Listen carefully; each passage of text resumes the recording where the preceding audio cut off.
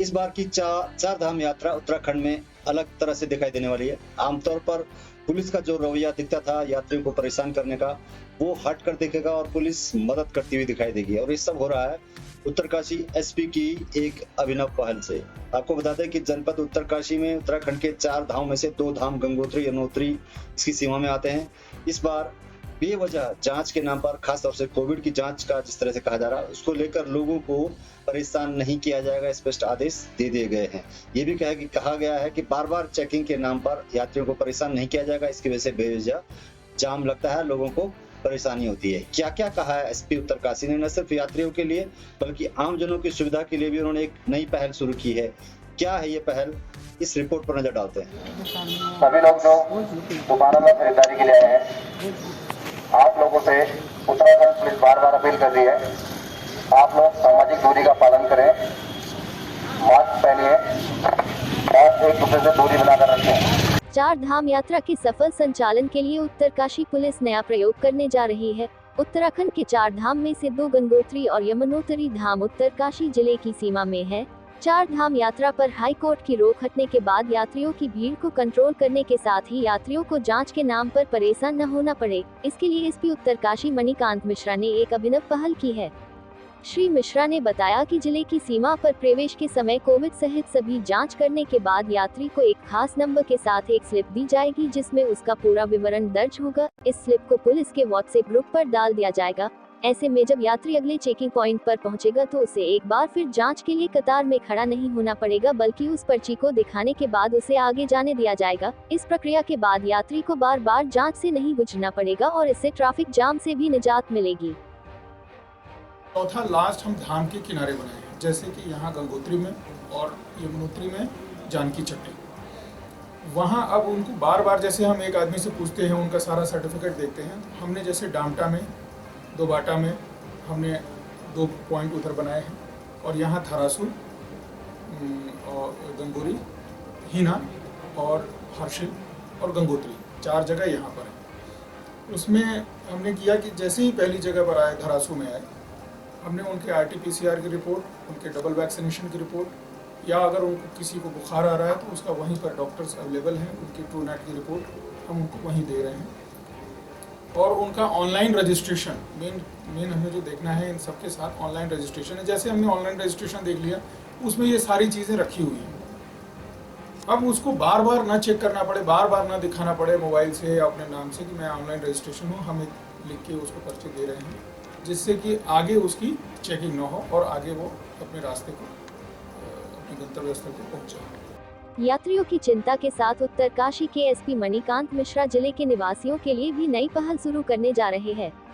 उत्तरकाशी जिला भले ही जनसंख्या की दृष्टि से छोटा हो, पर क्षेत्रफल की दृष्टि से अभी भी सबसे बड़ा है। ऐसे में एक अधिकारी से मिलकर अपनी शिकायत दर्ज करने के लिए आम आदमी को कई किलोमीटर चलकर अथवा बस में सफर करके आना होता है। इससे उसका समय तो नष्ट होता ही है, बल्कि उसके पैसे भी बर्बाद होते हैं। सड़क पर ट्रैफिक का दबाव पड़ता है और अधिकारी के न मिलने पर उसे होटल में रुकना पड़ता है, जिसमें फिर उसके पैसे बर्बाद होते हैं। इस समस्या के समाधान के लिए पुलिस कप्तान ने लोगों से सीधे व्हाट्सएप पर वीडियो कॉल के माध्यम से जुड़ने की अपील की है।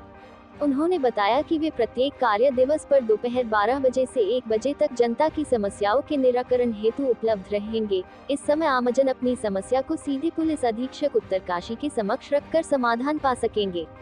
दूर दराज के लोग फोन, व्हाट्सएप कॉल या मैसेज मोबाइल 9411112733 के माध्यम से अपनी समस्याओं को उनके समक्ष रख सकते हैं। सर, लोगों की समस्याओं के समाधान के लिए आपने जो एक नया तरीका निकाला वो क्या है और किस तरह से लोगों को फायदा उससे मिले? चूँकि यहाँ ज़िला बहुत बड़ा है और एक जगह से दूसरी जगह की दूरी ज़्यादा है, ऑफिस में अधिकारी से आने में उन्हें बहुत पैसे खर्च करने पड़ते हैं, और अगर किसी दिन छुट्टी है या वो मैं नहीं मिल पाया, कहीं और चला गया है, तो मैंने देखा कि बहुत लोगों को समस्याएं हो रही हैं। इस आधार पर मैंने ये अभी फेसबुक और मैसेज के माध्यम से सब लोगों को सूचना दी है कि प्रतिदिन कार्य दिवस में 12 बजे से लेकर 1 बजे तक कोई भी जो मुझसे बात करना चाहता है उसको ऑफिस आने की कोई ज़रूरत नहीं है। सरकारी नंबर पर वो व्हाट्सएप कॉल कर सकता है, वीडियो कॉल कर सकता है, जिससे कि वो अपनी समस्या को मुझे बता सकता है। और उसके पहले अगर वो चाहे तो जो एप्लीकेशन लिखा है उन्होंने, या एप्लीकेशन लिख दें और मुझे व्हाट्सएप कर दें, जिससे मैं पहले पढ़ लूँ तो और ज़्यादा सुविधा होगी। 1 घंटे का समय मैंने रोज़ रखा है कि अगर कोई दूर का आदमी है, जैसे मोरी पुरोला के हैं या भटवाड़ी या हर्षिल के हैं, जो उनको आने में यहाँ बहुत पैसे खर्च होंगे और उनको असुविधा होगी, तो मुझे अपनी समस्याएं व्हाट्सएप कॉल के माध्यम से बता सकते हैं। बिल्कुल सर, ये जो ऑनलाइन जिस तरह से ठगी होती थी या पैसे के जो मामले थे, उसमें अक्सर पहले ये लोग खुलेआम घूमते थे, ये कहते थे कि हमारा कुछ नहीं सकता, कानून में इस तरह के प्रावधान है। आपने कुछ नई टेक्निक्स लगाई हैं, वो क्या चीज़ है जिसकी वजह से हम लोग गिरफ्तार हो रहे हैं, लोगों का पैसा वापस? साइबर से संबंधित अपराध के लिए हमारे डीजीपी महोदय बहुत एक्टिवली काम कर रहे हैं, हमें अक्सर दिशा निर्देश देते रहते हैं। उस आधार पर अब उत्तराखंड पुलिस ने साइबर के अपराधियों को पकड़ने के लिए हर तरीके से प्रयास करना शुरू किया है और बहुत सारे अपराधियों को पकड़ा भी है। इस उत्तरकाशी में अभी तक साइबर के जितने भी मुख्य अपराधी हैं वो सारे गिरफ्तार किए गए। कुछ जो बचे हुए हैं उनको जल्दी गिरफ्तार कर लिया जाएगा और अब उनके साथ साथ हम उनकी पूरी ट्रेल उस साइबर के अपराध की करने के बाद जो पैसे बरामद करते थे और पैसे से वो अपनी अगर कोई एसेट बना रहे हैं उसको भी सीज करने का हमने प्रयास शुरू कर दिया। क्या करते थे इससे पहले जिससे बच जाते थे? जैसा वो आपने कहा कि उन लोगों से मिल जाते थे या इस तरह से बताते कि पैसा वापस हो जाएगा, तो लोग ढीले पड़ जाते थे।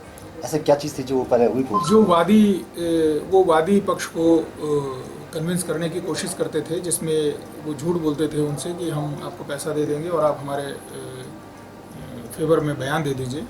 वो अब हमने वादी पक्ष को भी ये चीज़ें समझानी शुरू कर दी हैं कि आप पुनः फिर लालच में मत पड़िए, वो इनको अपराधियों को जेल जाने दीजिए।